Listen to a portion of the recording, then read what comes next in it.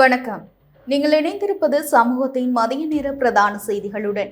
செய்திகளுக்காக உங்களுடன் இணைந்து கொள்ளும் நான் கஜிதா திருநாவுக்கரசு. விரிவான செய்திகளுக்கு முன்னதாக இன்றைய தலைப்புச் செய்திகள். வாகன சாரதிகளுக்கான புள்ளி குறைப்பு முறைமை திட்டம் விரைவில், அமைச்சர் அதிரடி. ரயில் பயணிகளுக்கு முக்கிய அறிவிப்பு, கைவிடப்பட்டு வேலைநிறுத்தம். பாடல் பாடியதால் கைது இல்லை, விடுதலை புலிகளை ஊக்குவிக்கும் பதிவே காரணம், நீதி அமைச்சர் விளக்கம். 3வது நாளிலும் தொடர்கிறது சுரேசலை ஆதரவு சத்தியாகிரகம், குறைந்து ஆதரவாளர்கள். களுத்துறை, காலி மாவட்டங்களின் பல பகுதிகளில் இன்று நீர்வெட்டு. பாதிக்கப்பட்ட பாடசாலைகளின் நிலை, விரிவான அறிக்கை சமர்ப்பிக்குமாறு பிரதமர் உத்தரவு. முந்திரி பறிக்க சென்றவர் சுட்டுக்கொலை, புத்தளத்தில் கொடூரம், 8 பேர் கைது. திரையுலகின் இமயம் பாரதிராஜா காலமானார், தமிழ் சினிமா துயரில். அவை எமது தலைப்புச் செய்திகள். இனி தொடர்பான விரிவான செய்திகள். இலங்கையில் வீதி பாதுகாப்பை மேம்படுத்தும் நோக்கில் வாகன சாரதிகளுக்கான புள்ளி குறைப்பு முறைமை எதிர்வரும் செப்டம்பர் மாதம் முன்னோடி திட்டமாக அறிமுகப்படுத்தப்படவுள்ளதாக போக்குவரத்து அமைச்சர் பிமல் ரத்நாயக்க தெரிவித்துள்ளார். நாடாளுமன்றத்தில் அவர் மேலும் தெரிவிக்கையில், வீதிகளில் கவனக்குறைவாக வாகனம் ஓட்டுபவர்களை கட்டுப்படுத்தவும் சாரதி ஒழுக்கத்தை மேம்படுத்தவும் கடுமையான சட்ட அமுலாக்கம் அவசியம் என அமைச்சர் சுட்டிக்காட்டினார். இலங்கையில் கடந்த வருடத்தில் மாத்திரம் வீதி விபத்துகள் காரணமாக 2750 பேர் உயிரிழந்துள்ளனர். இதில் மோட்டார் சைக்கிள் சாரதிகளும் பாதசாரிகளுமே அதிகளவில் உயிரிழந்துள்ளனர். இந்த புதிய திட்டத்தின் கீழ் ஒவ்வொரு சாரதி அனுமதி பத்திரத்திற்கும் 24 புள்ளிகள் வழங்கப்படும். போக்குவரத்து விதிகளை மீறும் போது இந்த புள்ளிகள் குறைக்கப்படும். தொடர்ச்சியாக தவறுகளை இழைத்து புள்ளிகளை இழக்கும் சாரதிகளின் அனுமதி பத்திரம் தற்காலிகமாக ரத்து செய்யப்படும். மோட்டார் போக்குவரத்து திணைக்களத்தில் நிலவிய நிர்வாக சிக்கல்கள் மற்றும் முறைகேடுகள் காரணமாகவே இந்த திட்டம் இதற்கு முன்னர் தாமதம் அடைந்ததாக குறிப்பிட்ட அமைச்சர், தற்போது அங்கு ஊழலை ஒழிக்கவும் வினைத்திறனை அதிகரிக்கவும் மோட்டரிங் திட்டத்தின் கீழ் டிஜிட்டல் மயமாக்கல் நடவடிக்கைகள் முன்னெடுக்கப்பட்டு வருவதாகவும் தெரிவித்தார். VT cash and carry VT super ஸ்டோரின் கல்யாணி அன்னபூரணி பிராண்டில் அன்றாட வாழ்க்கையின் அனைத்து பொருட்களையும் ஒரே இடத்தில் பெற்றுக்கொள்ள வீட்டி கேஷ் அண்ட் கரி பாரிஸின் லாட்சப்பல். ரயில் கட்டுப்பாட்டாளர்கள் சங்கத்தினால் முன்னெடுக்கப்படவிருந்த அடையாள வேலைநிறுத்த போராட்டத்தை கைவிடுவதற்கு தீர்மானிக்கப்பட்டுள்ளது.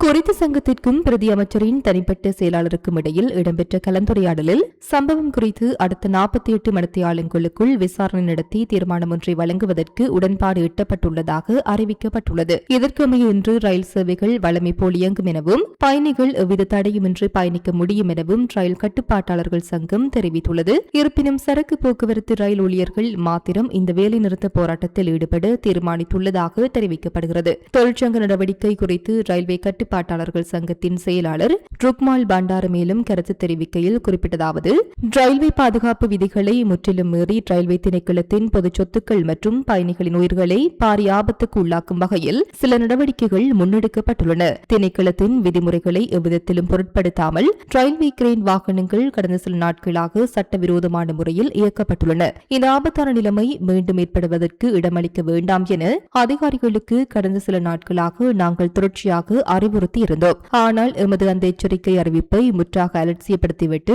மீண்டும் 2 சந்தர்ப்பங்களில் அந்த வாகனங்கள் இயக்கப்பட்டுள்ளன. அதிகாரிகளின் இந்த அலட்சிய போக்கிற்கு எதிர்ப்பு தெரிவித்தும் பயணிகளின் பாதுகாப்பை உறுதிப்படுத்த வலியுறுத்தியுமே இந்த வேலை நிறுத்தம் பிரகடனப்படுத்தப்பட்டுள்ளதாக அவர் மேலும் சுட்டிக்காட்டினார்.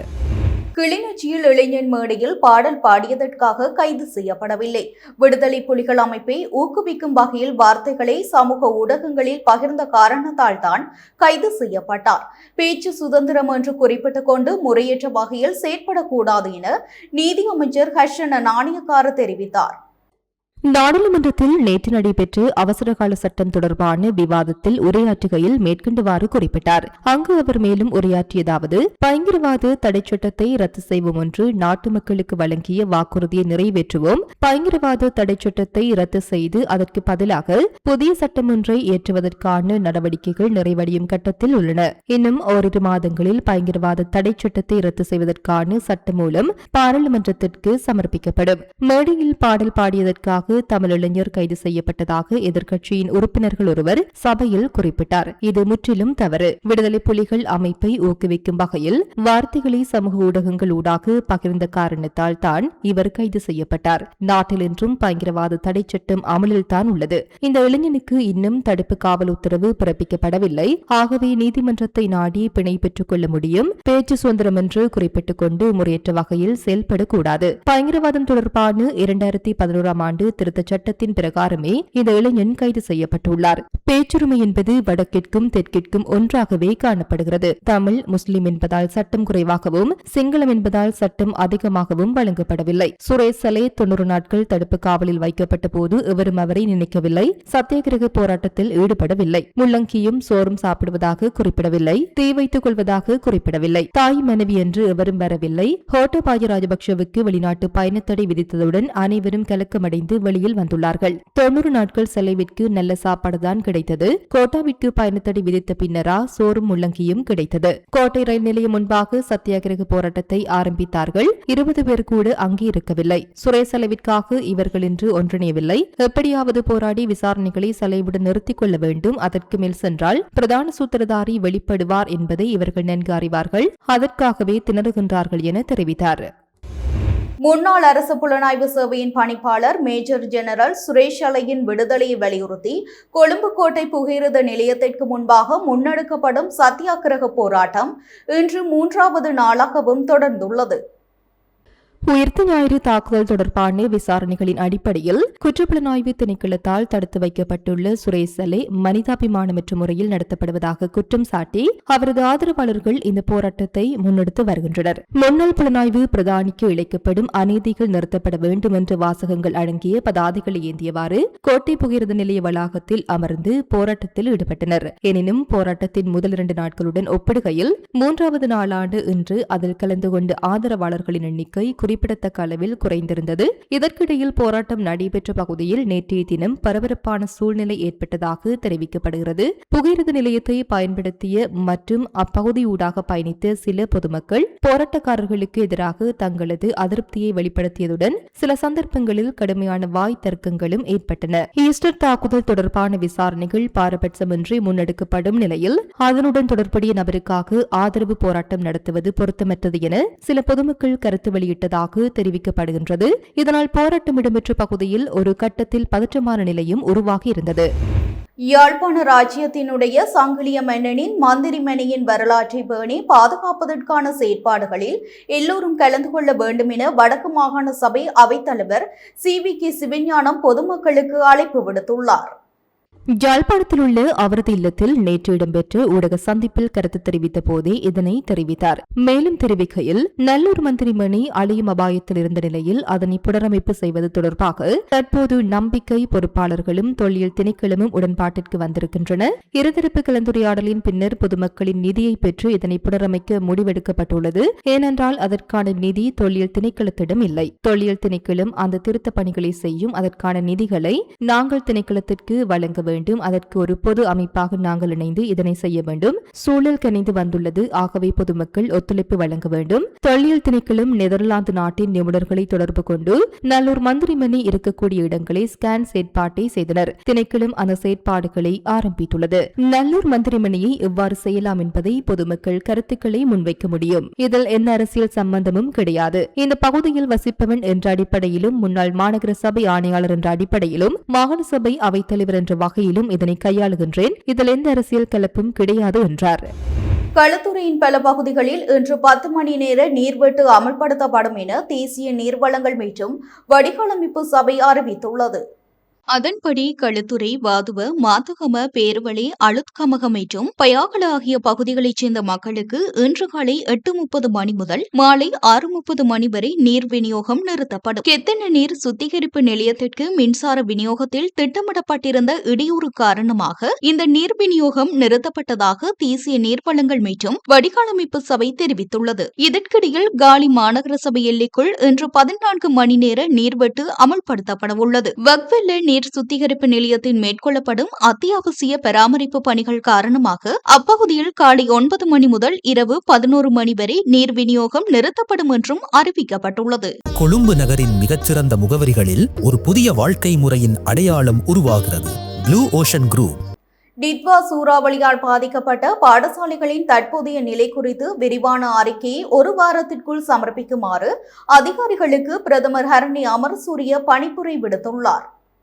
நாடாளுமன்றத்தில் நேற்று நடைபெற்ற பெருந்தோட்ட பாடசாலைகள் தொடர்பான விசேட கலந்துரையாடலின் போதே பிரதமர் இதனை தெரிவித்தார். மத்திய சப்ரகமு மற்றும் ஊவா மாகாணங்களில் சூறாவளியால் ஏற்பட்ட பாதிப்புகள், பாடசாலைகளின் மீள்கட்டமைப்பு, ஆசிரியர் பற்றாக்குறை மற்றும் இடமாற்றங்கள் குறித்து இதன்போது விரிவாக ஆராயப்பட்டது. அத்துடன் பாதிக்கப்பட்ட பாடசாலைகளின் நிலை மற்றும் சூறாவளியால் பாதிக்கப்பட்டு மாற்று பாடசாலைகளுக்கு அனுப்பப்பட்ட மாணவர்களின் கல்விச் சூழல் குறித்து துல்லியமான தரவுகள் அவசியம் என பிரதமர் இதன்போது வலியுறுத்தியுள்ளார். தமிழ் மொழி மூல பாடசாலைகளில் நிலவும் ஆசிரியர் பற்றாக்குறையை போக்க தமிழ் மொழி பேசும் ஆசிரியர்களை தனியாக பயிற்றுவித்து ஆட்சேர்ப்பு செய்ய நடவடிக்கை எடுக்கப்பட்டுள்ளது. தற்போதுள்ள வெற்றிடங்களில் 50% இந்த சுற்றில் நிரப்பப்படும். புதிதாக நியமிக்கப்படும் ஆசிரியர்கள் 5 வருடங்கள் கடமையாற்றுவது கட்டாயமாக்கப்பட்டுள்ளது. பெருந்தோட்ட பாடசாலை மாணவர்களுக்கு தடையற்ற 13 வருட கல்வியை வழங்குவதிலும் தமிழ் மொழி மூலமான தொழிற்கல்வி வாய்ப்புகளை விரிவுபடுத்துவதிலும் அரசாங்கம் உறுதியாக உள்ளதாக பிரதமர் மேலும் குறிப்பிட்டார். புத்தளத்தில் முந்திரி தோட்டம் ஒன்றில் நேற்று இடம்பெற்ற வாய் துப்பாக்கிச் சூட்டு சம்பவத்தில் சிக்கி 38 வயதுடைய குடும்பஸ்தர் ஒருவர் உயிரிழந்துள்ளார்.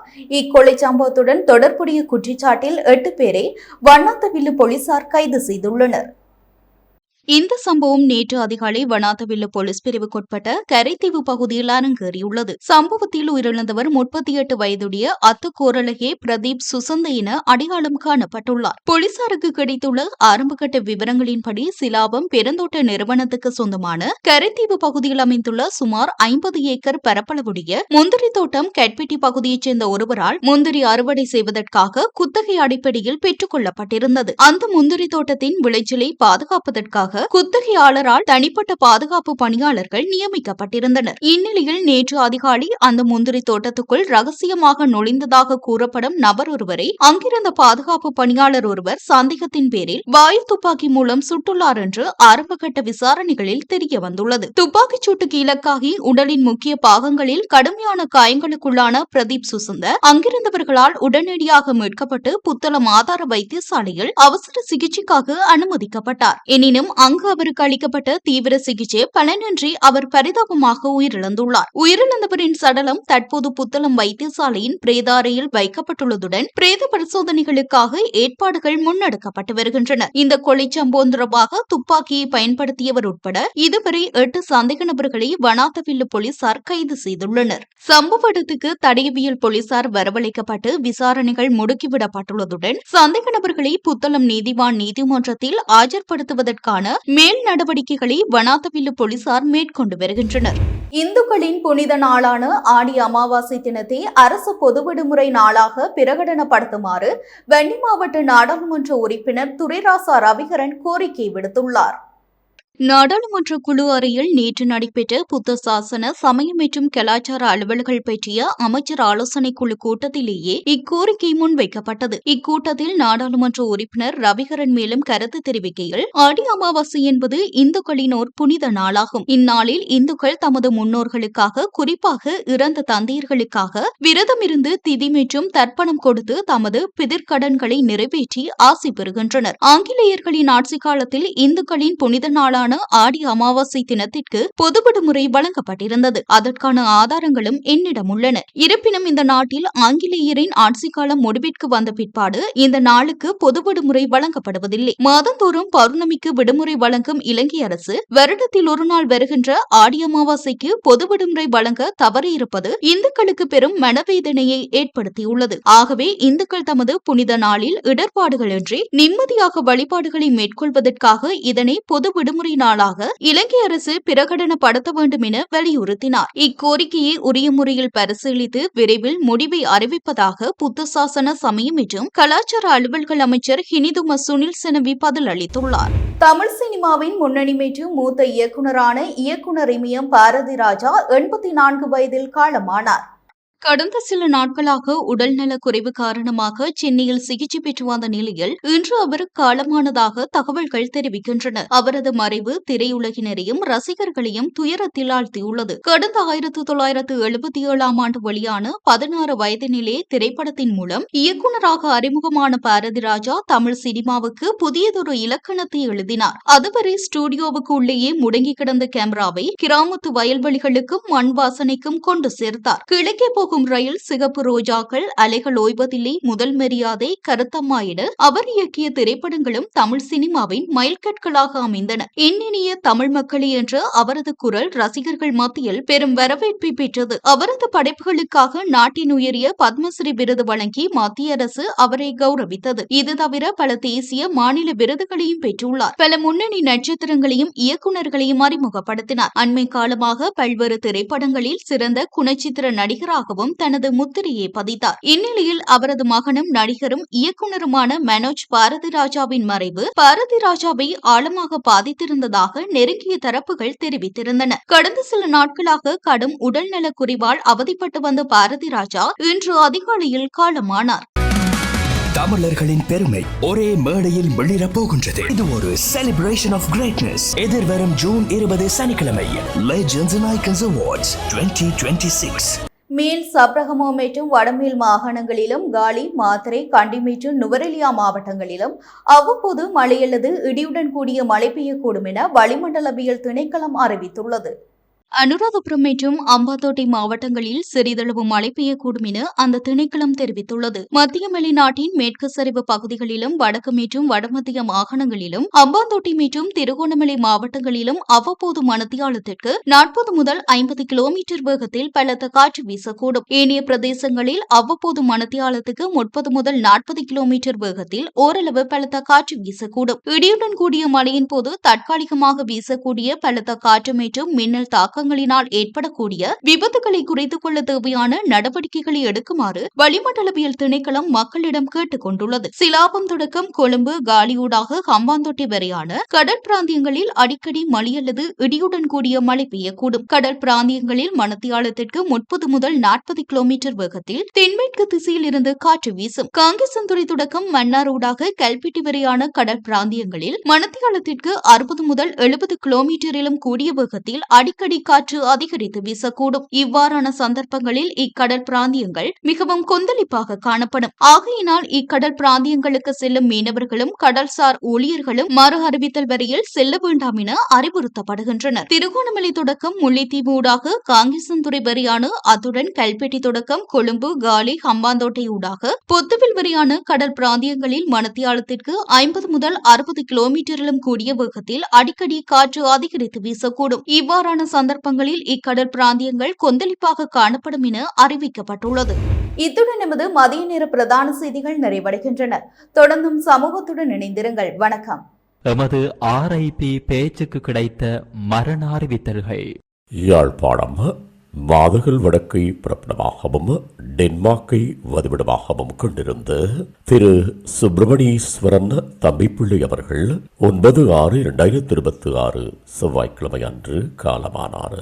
இந்தியா திருவாரூரை பிறப்பிடமாகவும் வதிவிடமாகவும் கொண்டிருந்த திரு ராமையர் சந்தானமையா அவர்கள் 9/6/2026 செவ்வாய்க்கிழமை அன்று இந்தியாவில் காலமானார். மன்னார் விடத்தல் தீவை பிறப்பிடமாகவும் தோட்டவெளியை வதிவிடமாகவும் கொண்டிருந்த திரு பொன்னையா அமிர்தலிங்கம் அவர்கள் 9/6/2026 செவ்வாய்க்கிழமை அன்று காலமானார். யாழ்ப்பாணம் ஆனைக்கோட்டையை புறப்படமாகவும் பிரான்சை வதிவிடமாகவும் கொண்டிருந்த திருமதி சுதாகரன் பிரியாதர்ஷினி அவர்கள் 5/6/2026 வெள்ளிக்கிழமை அன்று காலமானார். மேலே அறிவிக்கப்பட்ட அனைத்து மரண அறிவித்தல் இறுதிக்கிரியை பற்றிய தகவல்களை அறிந்து கொள்ள ரிப்டாட் பேஜை பார்வையிடுங்கள். இதற்கான லிங்க் கீழிருக்கும் டிஸ்கிரிப்ஷனில் பார்வையிடலாம். இது போன்ற செய்திகளை தெரிந்து கொள்ள சமூகம் நியூஸ் சேனலை சப்ஸ்கிரைப் செய்து அருகில் உள்ள பெல் பட்டனை கிளிக் செய்யுங்கள். மேலும் இது போன்ற செய்திகளை உடனுக்குடன் தெரிந்து கொள்ள சமூகமீடியா.com என்ற இணையதளத்தின் வாயிலாகவும் எங்களுடன் இணைந்திருங்கள்.